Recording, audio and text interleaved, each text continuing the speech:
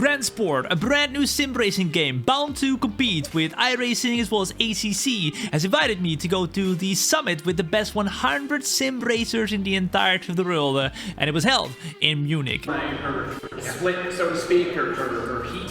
Today, I'm going to be giving you my first impressions live from Munich actually, as I recorded some gameplay over there, as well as we're going to take a look and see what the event was like. So let's take a look and see.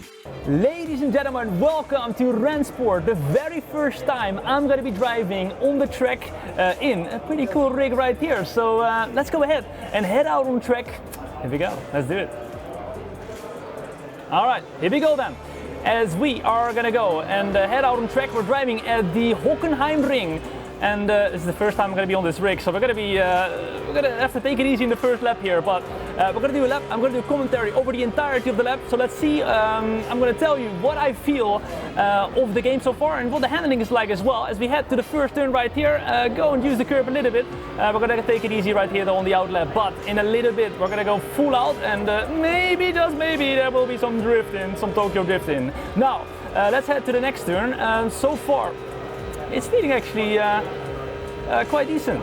Very heavy force feedback as we go for a very hard braking zone in time. Oh my goodness, that was a very hard braking zone. Into first gear, try and keep the inside, and then on the power. There's plenty more left again. Currently we are on a 146.0 as the game predicts at the moment, but I guess we're going to be able to shave off a little bit of time still. Now, next braking zone, full on, back to first gear, go over the curb a little bit on the right hand side, but actually it did affect the car handling there, as we kind of like went to the right hand side there as the curb tried to suck us to the right hand side. We go back into third gear and actually struggle to keep the car out on track. We use all the track that we can and then brake in time for the braking zone here. As the curb starts, we're going to be braking hard, and let's go ahead and start then a quick lap. All right, what are we going to do? I'm going to say right now it's expecting a 139.8. All right, we're going to do that. A 139.8. Through the last turn, ladies and gentlemen, welcome to the first lap on the Rennsport game. Here we go then. Over the line, into the first turn. I want to try and brake right after the curb start. Boom, here we go. Into third gear, full out over the curbs. Oh my goodness, the curbs are mental. They are lethal. They're lethal in this game. Now, 137 predicted. Okay, we're looking good here then. So, my first thoughts about the game. It is very slidey, but actually in a good way. You're actually going to have to go and fight the car through the corners to really be able to go and gain time. If you can slide, you're going to be good. Or at least, I can't slide, so I'm no good. But I mean, those people that are able to go and battle with the car and keep it under control within the corners, especially the cornering itself. The braking zone is very important too. The acceleration is fairly easy actually. You can you don't necessarily have to go and feather the throttle all too much, but the cornering itself, that is the big part where you're going to have to go and put a lot of attention in. Now let's take a look and see if we can go onto the throttle straight away. You can see I'm hammering the throttle, so it's not necessarily all too bad here. However, as you can see, the quicker corners are the tougher ones. They really are. Now, of course, we're here at the Rennsport Summit, which is actually an event where 100 pro sim racers, including me. Remember, I qualified for the F1 Esports Pro Draft back in 2020. You can call me a pro sim racer as well. Remember. They've been invited to go and test out the game for the very first time, and I was as well. And we're going to be doing some racing later on as well, so that's going to be super cool to see. Now, right now, we're on the track with just ourselves, trying to get a feel of the game, and I'm trying to just tell you as much about the handling and stuff that I can. I'm actually a little bit slow right now. Now, what I have felt so far is that the tire wear plays a really big part. In any other games that I've played, or any other racing games that I've played, I haven't really felt the same way in terms of like where you can actually feel the tire wear, degrading your like your braking zones and stuff, making the braking zones harder, longer, and actually sliding more through the corners. It's very noticeable. So that's going to play a big part in when this game is going to be released as well.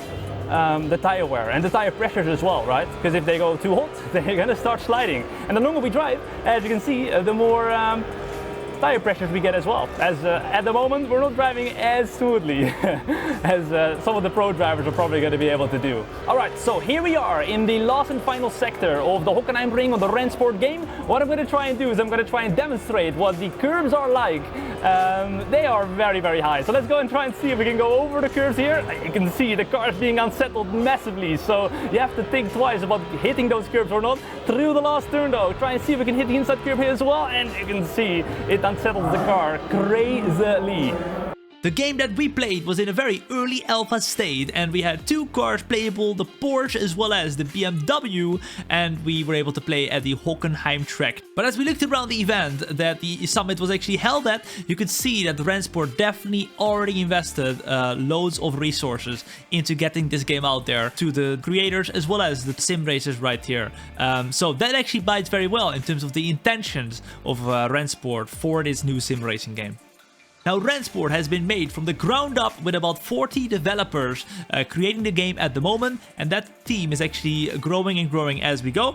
We actually had an introduction by the CEO of the company, and he actually originated from Codemasters, which is super, super cool. Now, there's actually some support from both Porsche and BMW in the game, as they have an official partnership with Rennsport, as well as ESL, who is going to be handling the esports side of the game. So it does look like Rennsport is bound to go and have a very professional look, and it does look it's going to be more towards the sim racing side of things and not necessarily towards the arcade side. So we got to try the game out in a time trial version, so just putting in laps and laps and laps, then qualifying for a race, which the race we actually were able to already race with each other even in this alpha version. Now the key takeaways that I got from the Rennsport Summit was one, that they made the game from the ground up, meaning that they're going to be creating an ecosystem for online racing and of course with ESL getting involved, like an actual esports title on sim racing.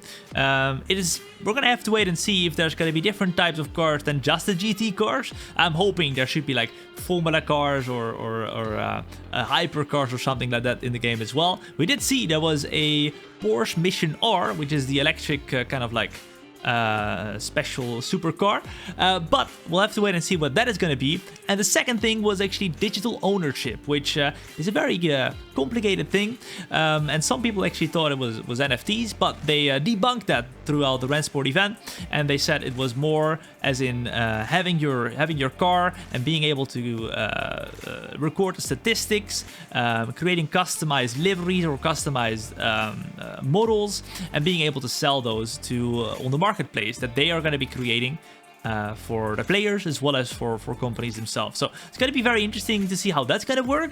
I guess with progression and stuff, it should be really, really cool to see how you can like explore and increase the amounts of cars that you have within your garage, right?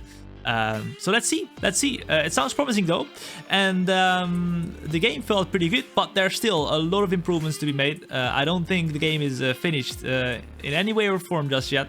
It was playable though, and we were able to race with each other, but there's a lot of stuff to do still, and I'm looking forward to see what the Rennsport is going to be in maybe 1 or 2 years time when the beta releases.